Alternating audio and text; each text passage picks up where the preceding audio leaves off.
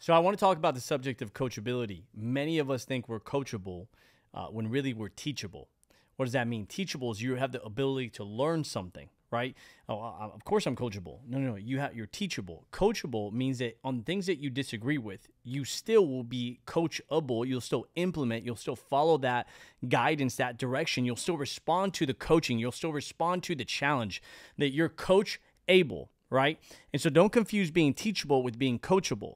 Now, what stops people from being coachable? Typically, it's ego, right? Your ego is the enemy. There's a book on that. Ego is the enemy. Because maybe there's going to be something you don't like. You don't like being talked to a certain way. You don't like being pushed a certain way. You don't like being coached a certain way. I didn't play a lot of sports. So when I got into business and I got around my mentor, former military, intense, successful, ambitious, driven leader, and he's pushing. I'm like, hey, man, I don't like that. That's disrespect, right? And I took that as disrespect because I had never been coached, right? As a man with a strong father, you're like, man, I don't like it when you do this. One day I'm going to do this. I'm going to move. I'm going to leave. I'm going to move out. I'm going to go do my own thing one day, right? And then you get into the business world and maybe you meet somebody with those same personality traits. And it's like, man, I don't like the way this person does certain things. And I understand that, guys. I understand not liking a way a message is given, not liking the tone of a message, not liking being challenged in front of all your peers, not liking being called out, right? I remember a meeting where my mentor gets up and there's 400 people in the room and he's like, George is retired. And I'm like, oh my goodness, dude, I got my best guys in the room, right? Like my entire team's in this room, all my leaders. And my mentor's like, he's retired. And I'm like, dude, that's not helping, And there were shots that were taken and certain call-outs that were done in public on videos. And I remember a couple conversations, and one of the questions was, hey, if you look at Michael Jordan's coach or Kobe Bryant's coach, right, do you think there's things Phil Jackson does or says that they don't like? Yes. Does that player try to get that coach to change? No, right? They're coachable to it. Well, in this relationship, I'm Phil Jackson and you're Kobe. I'm Phil Jackson, you're Michael Jordan. So you got to take the coaching, right? And there was maturity. I was 18, 19, man. I'm just, I'm a kid coming out trying to be a man. And there was maturity where I had to accept, I had to surrender to that coaching. I had to submit to that coaching. And we all have to submit to a higher standard, in faith, right? I'm Christian. I submit to what the Bible says, to what Jesus says, I submit, right? When you're in a marriage, right, you submit to marriage, right? That, hey, you know what, man, my what I want all the time, my needs, you submit, right? So submission, right? And I lead our family, I am the man of the house. Different couples have different relationships. One of the fastest ways to get into an argument as a couple is to try to base your relationship and your marriage on somebody else's. You're a different person. Your spouse is a different person. You guys met a different season of life.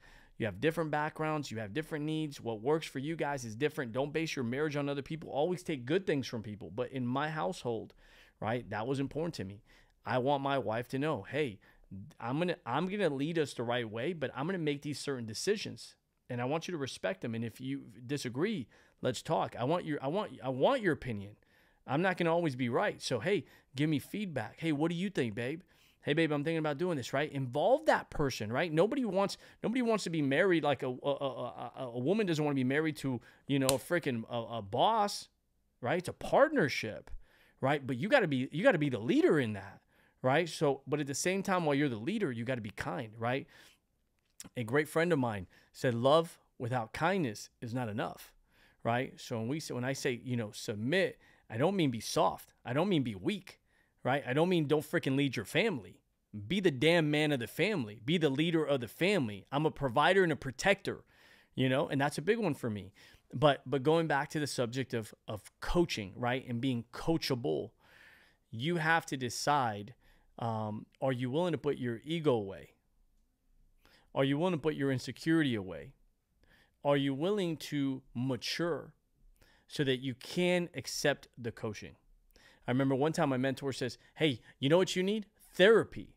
I'm like, what did you just say? Did you just tell me I need therapy? Right? Like who tells somebody they need a therapist? Somebody that's wise, and has gone through that process of doing a lot of personal development and probably has done therapy and understands the value of therapy or worked with other people and seen the effect of therapy in their life. And he gave me that advice. And you know what I did? I went and got a therapist. And I did a lot of internal work during that time. And it was one of the best things I did at that moment, right? So be coachable. Don't be teachable. Be coachable and teachable. Have the intellect and the intelligence to understand and to learn and to implement, but have the wisdom to submit to the right person, to submit to the coaching, to be able to separate the way that the message is given versus the message. There's a lot of times in my life where maybe I didn't like a certain message and the way it was packaged, right? You may not like the packaging. What if I send you a Rolex, but I send it to you in a shitty box and it's all beat up and it's dirty and it has stains on it, but inside of that box, there's a freaking Rolex. You wouldn't care about the package. You would care about what's inside of it, right? The wrapping. You wouldn't care about the wrapping or the exterior. You care about the interior. So be wise. Maybe you need to learn to be wise and take coaching, regardless of how it's packaged, and value the coaching. I think as I get older, my humility has to go up, because we don't live long enough to learn everything that we need to learn, guys. And life goes like this. I'm 37, right? Like this, I'm 74. So I don't want to go make all the mistakes. I want to experience the best life I can, which means that I need to learn from other people. And in learning, I'm putting myself under that coaching, right? Surrender, submission, coaching. At the same time, understanding that the world needs more leaders today. So just because you're submitting to a coach or a leader, that doesn't mean that you're not. Every leader, right, has a follower, and every follower, right, is somebody else's leader. And so understand that all leaders have people that and leaders want to be around other leaders.